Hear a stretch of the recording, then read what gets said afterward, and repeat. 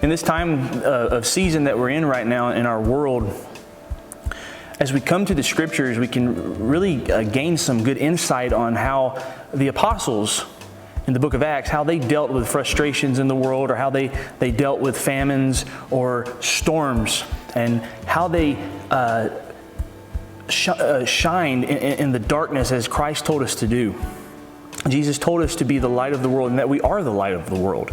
And so he exhorts us in his Gospels to shine in this dark world that we're in. When you come to the book of Acts, though, and you get into the Apostle Paul's life, Paul is one of the greatest examples outside of Jesus Christ who shined in the dark world that he lived in. In Paul's day, it was under Roman authority. He faced constant threats from Rome and constant threats from the other Gentile nations that he would come in contact with. And Paul still was a Christian. Paul still acted like a Christian. When Paul caught himself not acting like a Christian, he rebuked himself and apologized and asked for forgiveness. There's an instance where the high priest slaps him, and Paul calls him a whitewashed wall. And then when he realizes that he has called the high priest a whitewashed wall, he repents of that. Paul is a good example for us to look at in the days that we live. You know, we have a recent storm going on in our country right now with this virus that has come through and that has wrecked many lives, that has caused great frustration for many people. And the church is to be different. We're to be lights. We're not part of the world. We're to be a city on a hill. We're the salt of the earth. We're a preservative for this world. We are to be those who act completely different. We're not to be acting like the world anymore. We've been bought with a price. Therefore, we are supposed to glorify God in our bodies. Therefore, we're supposed to do things that the world does not do or the world does not understand.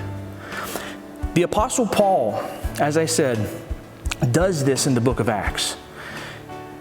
As you go through his journeys, there comes a point where he is brought before the Sanhedrin, and he is then brought before Roman authority in the province that he was in, and he then appeals to Caesar. He understood his Roman citizenship, and then he appealed to Caesar, and he then set sail to go to Caesar and to plead his case before Caesar. And in Acts 27, this is when we get a picture of him going through the storm of life. It says in verse 1 of chapter 27, when it was determined that we should sail into Italy, they delivered Paul and certain other prisoners unto one named Julius, a centurion of Augustus's band. And so they get on this ship, and they're making their way toward Rome. They're making their way to where Paul knew he was supposed to go. And then a storm picks up. A storm picks up. Much chaos goes on. There's wind blowing crazy. There's water coming into the boat, no doubt. And Paul takes control of the situation. And I think it's a good encouragement to us that Paul the Christian on this boat of pagans takes control. He's not the captain of the boat, but he takes control of it. Paul acts like a Christian in the midst of a trial. He says in verse 9, it says that Paul admonished them, and then he says, "Sirs, I perceive that this voyage will be with hurt and much damage, not only of the lading and the ship, but also of our lives." And they go through this, and they didn't listen to him right away.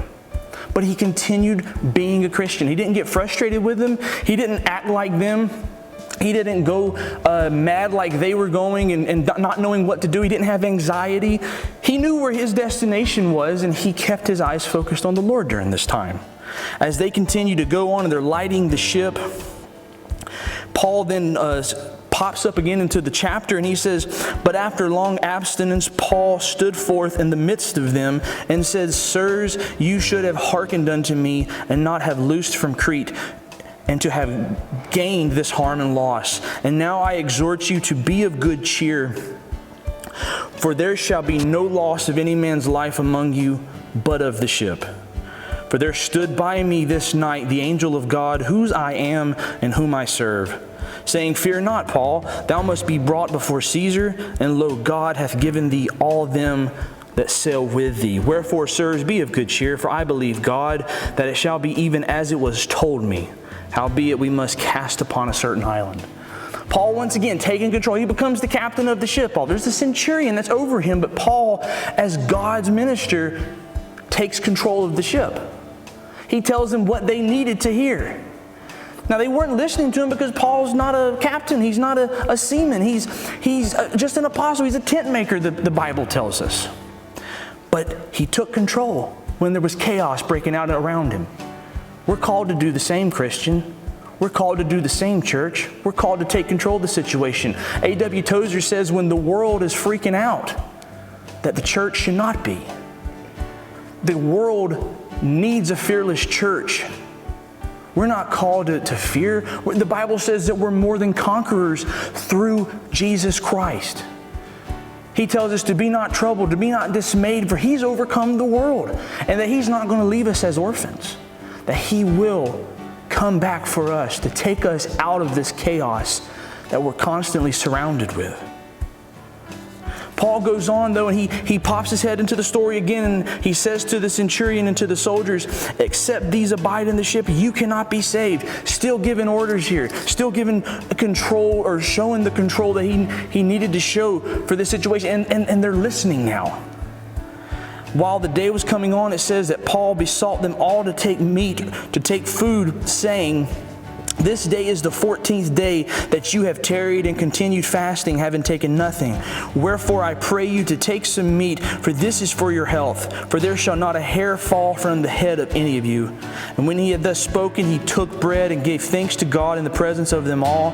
And when he had broken it, he began to eat. Then were they all of good cheer, and they also took some food. And that's a wonderful statement there. Those around him took good cheer based on Paul's witness, based on Paul's stance of life, based on his Christianity, based on his belief in Jesus Christ. They paid attention to him, and then at the end of it, they were of good cheer. If the world looks at us and they see us flipping out with them, they see us going crazy, being chaotic along with them, they're not going to look to Jesus Christ, because they're saying, well, they're not helping this Christian. Why would Jesus Christ help me? We need to look at the Apostle Paul's example. Later on, when they shipwreck onto the island of Malta, Paul is making a fire, and a snake bites him. It doesn't say, Paul says, oh, for crying out loud, why does this have to happen to me, God? He doesn't do that. It says he just shakes it off and he goes about making the fire. People were watching him. They had different opinions when the snake bit him, and they had different opinions after he didn't die from the snake bite. They watched him, and they saw there was something different about this man's life. And then Paul had the opportunity to pray over the sick people on that island, to pray over them, to heal them. Paul was, in a sense, in a similar situation that we're in now. There's sick people all around us. We're not called to go crazy. We're not called to lose our minds along with the world. We're called to be of good cheer, for Jesus has overcome the world. And we're called to minister to those around us in the hope of bringing them to Jesus Christ as well. May we look at the Apostle Paul's example. May we be encouraged by his example. And then may we keep moving forward. The church is called to adapt and overcome. Whatever situation it may be, whatever trial that comes along our way, we're called to adapt and overcome. May the Lord bless you. May you be encouraged by this. May you pray for those around you that are going through trials in certain situations, and maybe even some sick people around you. May you pray for them. May you be of good cheer, though, that Christ has overcome the world, and you'll overcome it with Him.